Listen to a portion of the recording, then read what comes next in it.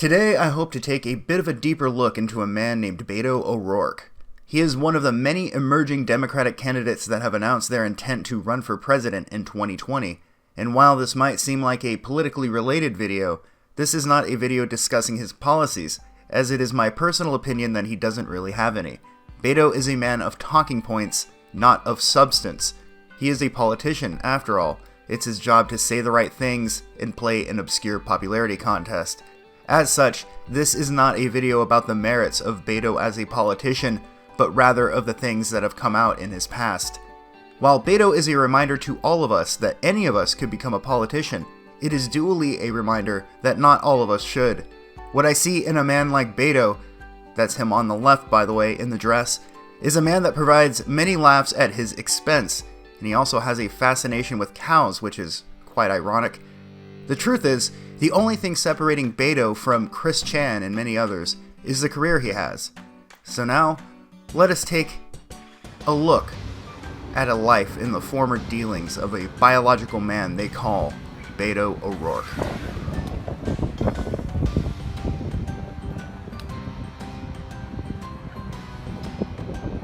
Alright, everybody share this. Beto O'Rourke is on a skateboard in a Whataburger parking lot. I don't know if it gets more Beto. You gotta share this.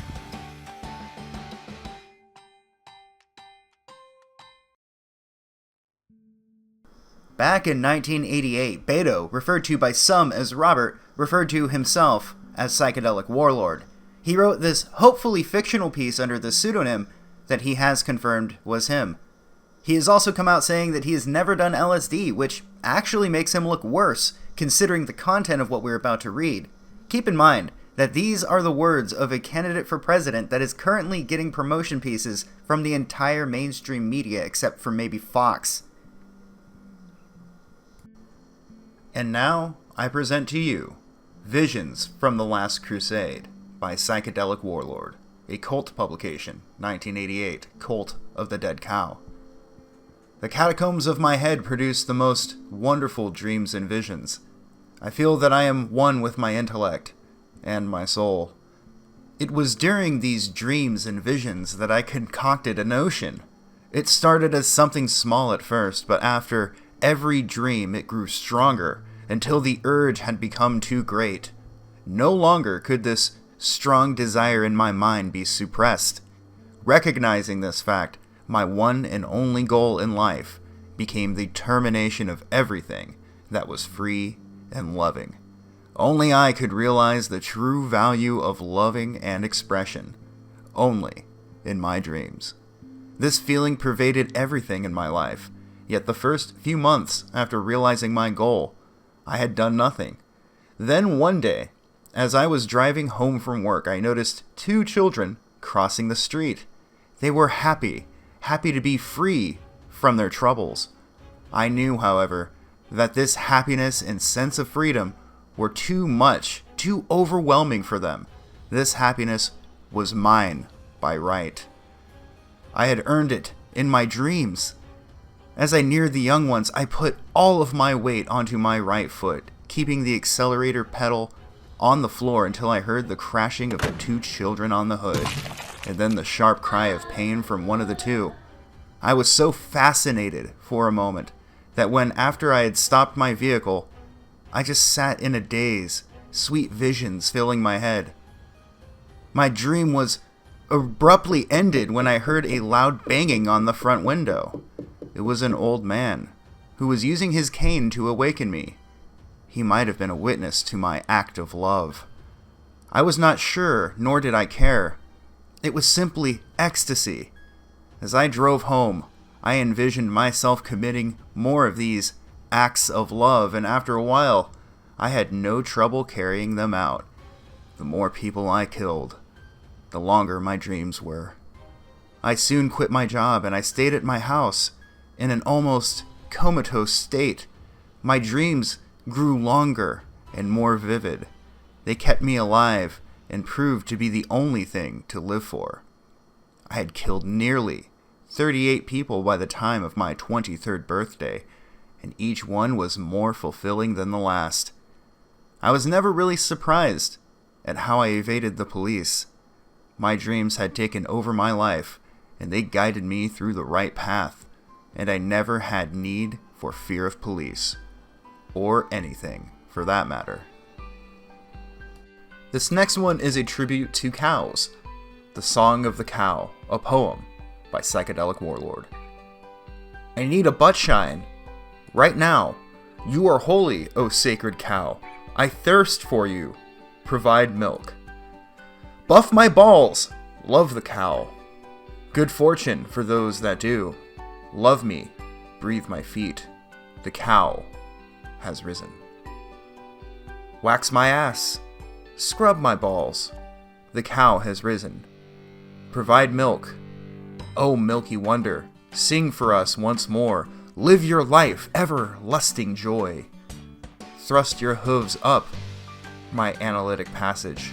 Enjoy my fruits. Provider of cheese and other wonderful dairy products, we will cleanse your inner intestines. We will bathe in your pungent odor. Gather cotton. Count my eyes. Smell my skin. Love the scarecrow and the milkman. I live only for eternity. Thirst for the undrinkable. Hold the heat. Praise the doughboy at the pizza shop. Love the oxen dung. Now that we are familiar with some of Beto's creative writing skills, let's take a short look at the type of people who have become infatuated with this man's charismatic genius. Come join the party for PETO. Come join the party for PETO. Everywhere that he goes, people say that he's great. Rising star of the Lone Star State. That is not the only cringe-inducing ad of his, but out of respect for the audience, I will not share some of the other ones. Beto will be as effective as Bernie in 2016, and that might be the overall goal. No refunds. He's the type of guy to complain about kids in cages only to use those same exact cages to hold his rallies in. The media has had numerous reports about how packed his rallies were and how excited people on the street were to meet him. Funny though, when they were reporting, they weren't on the street, they were at one of Beto's rallies. Of course, they would be excited for him. I can't quite find the clip I'm referencing, but it's a few months old now. Currently, Beto is presented as being a dorky and somewhat likable guy by the media. Anyone with their own eyes can see this guy for who he really is. An out-of-touch, middle-aged man, desperate to convince the world that he is a totally hip guy. He's just like all the other cool kids out there, bro. He goes on Reddit, he rides a skateboard. He's one of the cool kids, dude. And he probably plans on Pokemon going to the polls. Just vote for him, man. It would be totally radical. I have myself concocted a notion, a way that Beto could still win. Beto needs to promise Beto bucks. Instead of Andrew Yang's promise of $1,000 a month for every American, Beto needs to offer $1,500 a month, plus a free coffee mug and a skateboard lesson from Beto himself. You could even get your copy of Visions of the Last Crusade signed by him. The options are almost limitless. Who knows? He might even make it to the White House. Stranger things have happened. We allow people in this country to buy weapons that were designed, engineered, and sold to the United States military for the express purpose of killing people as effectively as possible in as great a number as possible.